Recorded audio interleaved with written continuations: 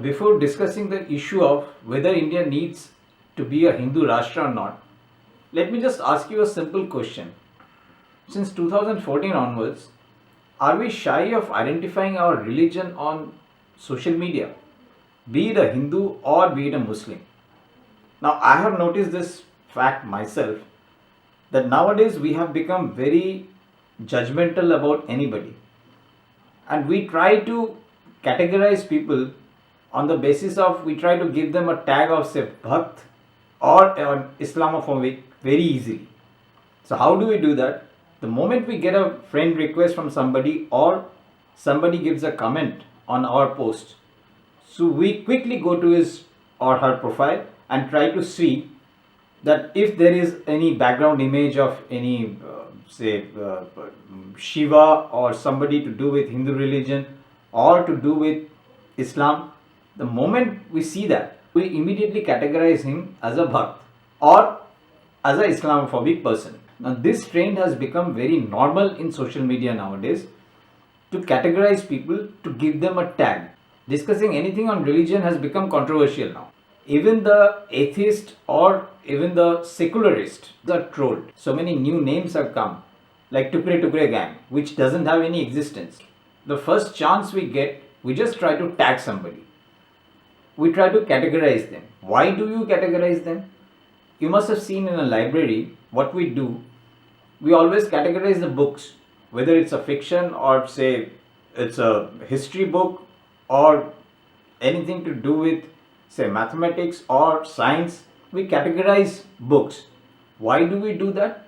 So that it makes our life easier when to search for a particular book for a particular section. The same thing has happened with people now. So in society also, we try to categorize people and give them tags so that they can be easily identified. So individual identification is being lost. You have to take a side, whether this way or that way. I'll just give you a simple example. Like see, I am a bomb and Durga Puja has been imbibed in our life as a culture since our childhood. But nowadays during Durga Puja, if on my social media profile, on Facebook or anywhere, if I upload a painting of Durga by M.F. Hussain, then people ask me that why you are putting up a Durga painting of a Muslim painter. So that becomes a controversial. So these kind of anything to do with religion nowadays has become so controversial that we have become really shy to identify ourselves, or rather we have become shy to identify our religion on social media now, just to avoid to be tagged or trolled by people. Now the question comes, why do I have to take a diktat of somebody who is trying to question my artistic freedom or my choice of any painting? This is what I called is Talibanism of Hinduism. This is what I am not liking now, that somebody dictating my views on faith and my choice. Like my artistic choice has to be approved by some Taliban type rules, be it Muslim Taliban or Hindu fundamentalist. Why? Why a renowned jewelry brand like Tanishq have to take back an advertisement campaign because of threats from some fanatics? They say the ad is promoting love jihad. Now another term has come, love jihad. I just fail to understand, in the land of Radha and Krishna, or say Heer and Ranja, we are talking about love jihad. We are opposing love. How can it be possible? All this is saffronization or the right-wing policies which is trying to impose a Hindu nationalist agenda onto Indian history. The simple thing is that if you are progressive, whether you are a Hindu or you are non-Hindu, you will be tagged as a Maoist or a Tukre Tukre Gang member. So I tried to get some answers for all these questions, and I tried to do some study, and this is what I have found out. In late 80s, Vishwa Hindu Parishad gave a call, गर्व से कहो हम हिंदू हैं. And then one journalist turned into politician, Mr. L.K. Advani, who became the president of Bharatiya Janata Party, and he coined the word pseudo-secularism. The new term pseudo-secularism was an intellectual bombshell among the English-speaking middle-class Hindus in India. Advani ji explained how secularism is indeed minority appeasement He was referring to the infamous Shahbanu case and the Congress government's liaising with the Jama Masjid's Imam Bukhari for Muslim votes. It was an era of appeasement politics, be it in Kerala, Northeast, and Jammu and Kashmir. There was nothing called a Hindu vote bank, which was then played over the caste lines. The question here is not whether Advani's Rath Yatra and subsequent destruction of Babri Mosque and its communal fallout is right or wrong, but right-wing politics did take a turn from state of curse to that of nationally accepted political thinking. The demand for Hindutva was born, and this thought was fired by the demand of Ram Mandir. But why Hindutva got such acceptability? Initially, it came from Prime Minister Nehru's Fabian thinking.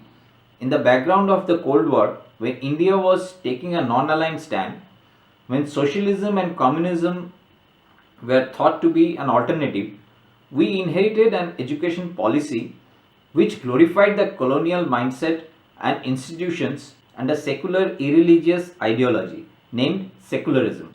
It implied and reinforced the white man's burden theory that English language and British institutions and its legacy in India made the idea of India, a rational socialist and secular republic which needs to chase the scientific temper of the Western world and move away from its spurious past. So we moved on with that thinking, and it was socialist and the new left liberal romanticism that dominated our thinking. It dominated in academic institutions, which was embraced as the new future and softly discarded the Hindu legacy. The temples, rituals, gods were to be looked upon low and criticized, and it was cool for a Hindu to make fun of his gods and symbols. It made the Hindu appear far more secular and more socialist. A narrative started floating around that the liberal Hindu has forgotten what is secularism. The church and ulema of respective states in India had profound political power, and the socialist and Congress parties competed for their patronage. So all this gave prominence for BJP to come up and become a very strong nationally as a political party. And as we all know that BJP is the front of RSS, though they have to operate within the rules of constitution, so they cannot claim it publicly. They strongly believe and made a lot of people believe about Hindu Rashtra, and that is one of their main agenda. So realizing a Hindu Rashtra is the de facto vision of BJP. That's something which we all have to accept. Now what is this Hindu Rashtra is all about? It demands the subversion of secularism and the reduction of Muslim minority in particular to the status of second class citizens. That is very clear. But many believe that since the literal translation of Hindu Rashtra is a Hindu state, it means the establishment of Hindu state for the benefit of Hindu community. But this thought is a Himalayan blunder, because Hindu Rashtra is going to be an authoritarian state, and it is going to dominate both Hindus and both Muslims and other religions. There will be no freebies for anybody. The state is going to suppress Hindus and Muslims alike, depriving them of their democratic rights, destroying the federal structure of Indian polity, and subjecting the bulk of the Hindus and Muslims to unprecedented levels of exploitation by international finance capital and the domestic corporate financial biggies. It is not a state where the Hindus will be any better off than before.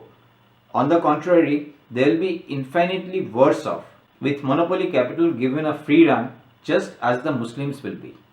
You have to understand the high point of Hindutva is to encourage polarization within the community, and that polarization is being converted into the political agenda of present day. But the Hindus may ask that, okay, fine, if the Muslims and other communities become the second class citizen, that is going to benefit us. It will benefit us in our jobs and educational institutions. That might have happened to the Indian communities in some of the East African countries. But here in India, it is not possible, because already, if you see the percentage of jobs that is being taken by the Muslim communities or other communities, or the admissions being taken in the educational institutes by these communities, are much more lesser than the Hindus. So this idea is not going to be valid that if they become second class citizens, then the Hindus are going to benefit it. How is it possible? Because already they are in minority. So what is the takeaway from this whole thing? Well, I suggest that let's not destroy the secular fabric of India. See, even Rabindranath Tagore has again and again said that unity in diversity, which is a very inherent thing in our life in as Indians. We have always lived in unity by respecting each other. So why destroy that Indian unity? But one thing is for sure, that if this Hindu Rashtra ever happens, then the people who will be exploited most will be the working class, be it the Hindus or be it the Muslims. So be cautious and let's be little more tolerant and let's be little less judgmental about anything, particularly about religion. Thank you.